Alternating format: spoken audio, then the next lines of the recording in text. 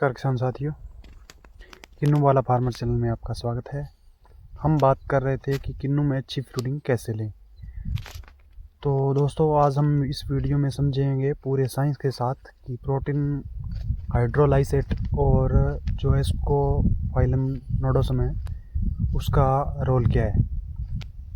तो दोस्तों, किसी भी प्लांट को ग्रोथ और फ्रूटिंग के लिए हार्मोन है वो जिम्मेदार होते हैं उसके लिए। अगर हार्मोनल बैलेंस पौधे का सही रहेगा तो पौधा सही दिशा में चलता है और खुद ज़्यादा फ्लावर इंड्यूस करता है। इसी पर प्रोटीन हाइड्रोलाइसेट है और एस्कोफाइलम नोडोसम काम करते हैं, और जो अमीनो एसिड्स हैं वो इसी पर काम करते हैं। तो पहले तो समझते हैं कि हर साल फ्लावरिंग अलग क्यों होती है। इसके पीछे कई कारण हो सकते हैं, जैसे ठंड ज़्यादा पड़ती है कोल्ड स्ट्रेस के कारण। दूसरा है डोरमेसी, हम सही से मेंटेन नहीं कर पाएँ।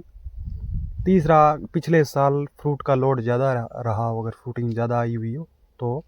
और चौथा है प्लांट के हार्मोन का बैलेंस सही नहीं होना, जिससे फ्लावरिंग, अगर इनमें से एक भी दिक्कत है तो जो फ्रूट फ्लावरिंग है जो वो बिगड़ सकती है। तो हमने पहले भी आपको बताया था कि अगर हार्मोनल बैलेंस सही होगा तो फ्लावरिंग सही होगी। किन्नू प्लांट में मुख्य 5 हार्मोन होते हैं जो इसके लिए फ्लावरिंग और जो ग्रोथ है उसको तय करते हैं। वो पहला है जिब्रेलिन। इसका काम है जो वो ग्रोथ करना है पौधे की। पौधे में अगर ज़्यादा जिब्रेलिन है तो फ्लावरिंग कम होती है, और अगर जिब्रेलिन कम है तो फ्लावरिंग है वो ज़्यादा होगी। जनवरी में पानी देने से जो जिब्रेलिन है वो बढ़ जाता है, जिससे फ्लावरिंग के घट जाती है, इसलिए जनवरी में पानी नहीं देना चाहिए। दूसरा है साइटोकाइनिन। ये फ्लावरिंग के लिए ज़रूरी हार्मोन है। जितना ज़्यादा इंडोजनस साइटोकाइनिन होगा उतनी ज़्यादा फ्लावरिंग होगी। और तीसरा है ऑक्सिन। ये जो बड स्वेलिंग तय करता है और कौन सी फ्लावरिंग कहाँ पर होगी, पत्तियाँ कहाँ पे आएंगी, फूल कहाँ लगेंगे, वो ऑक्सिन तय करता है। चौथा है एब्सिसिक एसिड, जो फ्लावरिंग इंडक्शन को चालू करता है।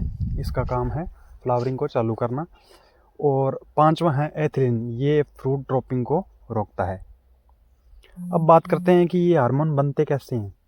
सबसे ज़रूरी बात ये है, हार्मोन है जो प्रोटीन से बनते हैं, और प्रोटीन को बनाने का काम है जो वो पेप्टाइड्स करते हैं। पेप्टाइड्स है वो अमीनो एसिड से बनते हैं, और फ्लावरिंग के लिए खास अमीनो एसिड्स हैं वो 3 तरह के होते हैं।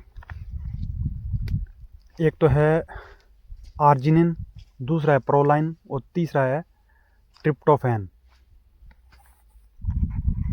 तो दोस्तों, जितने ज़्यादा अमीनो एसिड्स होंगे उतनी ज़्यादा हार्मोन प्रोडक्शन है वो उतनी अच्छी फ्लावरिंग आएगी।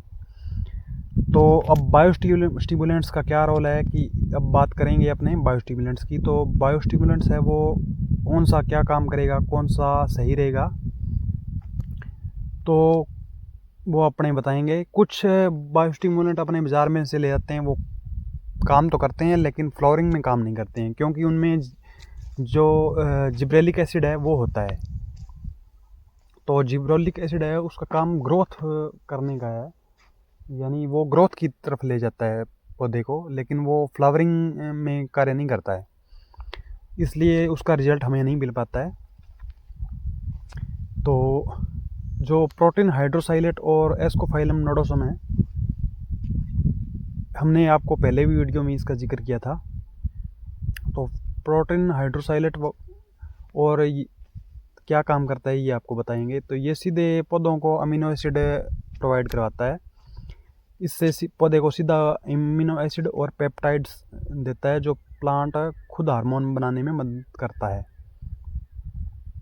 जिससे ये इनको रेडीमेड अमीनो एसिड मिलता है पौधे को, जिससे जो साइटोकिनिन है वो बढ़ जाता है। जिब्रेलिन है वो जिब्रेलिन को ये घटाता है, और इससे फ्लावर ड्रॉपिंग घटती है और फ्लावर जो इंटेंसिटी है वो बढ़ती है।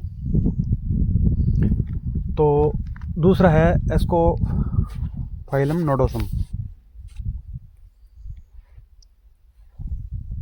एस्कोफाइलम नोडोसम है जो वो साइटोकिनिन का नेचुरल सोर्स है। इससे ट्रेस एलिमेंट और बिटेंस है वो भी बनते हैं। तो ये रूट और शूट दोनों पे काम करता है, जिससे जो बड डिफरेंशिएशन है वो सही दिशा में चलता है और स्ट्रेस को सहन करने में मदद करता है और फ्लावर जो इंडक्शन है उसको स्ट्रॉन्ग करता है। अगर ये दोनों साथ में दिए जाएं तो बेहतर रिजल्ट मिलेंगे आपको। अब बात करेंगे कि इनका यूज़ कब करना है। तो इनका यूज़ आपको डोर्मेसी पीरियड अब ख़त्म होने को है, तो आप इनका यूज़ अब कर सकते हैं। पहली स्प्रे अब करें बड स्वेलिंग हो जाए तब तक। और दूसरा है जो वो आपको जब फ्लावर सेटिंग हो, यानी फूल से फल बनने का जो टाइम है उस टाइम आप इसको कर सकते हो। तो पहली स्प्रे अब करें। प्रोटीन हाइड्रोसाइलेट की जो डोज आपको रखनी है वो 3 ml पर लीटर के हिसाब से रखनी है। और जो एस्कोफाइलम नोडोसम सीवीड एक्सट्रैक्ट है उसकी डोज रखनी है वो 2 ml पर लीटर रखनी है आपको। पहली स्प्रे आपको अब करनी है। दूसरी स्प्रे आप 15 मार्च के लगभग, यानी आप 15 मार्च से लेकर 25 मार्च या 1 अप्रैल तक जो फ्लावर से फ्रूट सेटिंग का टाइम है उस टाइम आपको करना है। तो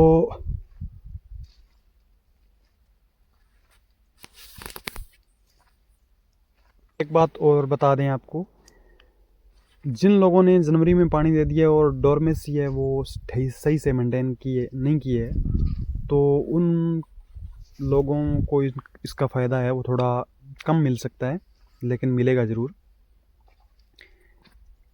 क्योंकि जनवरी में पानी देने से जो जिब्रेलिक एसिड है उसकी मात्रा बढ़ जाती है। और दूसरा, उन लोगों को इसमें थोड़ा सा अब इसका रिज़ल्ट कम मिल सकता है जिन्हों का फ्रूट अभी तक लगा हुआ है, यानी जिन्होंने अभी तक बाग की तुड़ाई नहीं की है। और अब इसके बारे में बता रहे हैं आपको, जो प्रोटीन हाइड्रोसाइलेट की स्प्रे है वो मतलब कौन से ब्रांड में आपको अवेलेबल मिल जाएंगे और ये किस डोज में करनी है और कौन कौन सी कंपनियों के आ रहे हैं। तो मैं आपको कुछ बायोस्टिमुलेंट के नाम बता रहा हूँ जो आप यूज़ कर सकते हैं। जैसे मल्टीप्लेक्स का समरस के नाम से आता है, और इसाबियोन के नाम से सिजेंटा का आता है, और क्रेजी प्रो है वो जीएसपी का आता है, और एक सागारिका गोल्ड है सीवीडी एक्सट्रैक्ट जो इफ़को का आता है। तो आप ये यूज़ कर सकते हो। इनका रेट भी ठीक है और रिज़ल्ट भी कुछ भाई लोगों ने पिछले साल किया था, तो उनके इसकी रिज़ल्ट अच्छा उनको मिला है। तो दोस्तों, अगर ये वीडियो आपको अच्छा लगे तो इसको शेयर ज़रूर करें। धन्यवाद किसान भाइयों।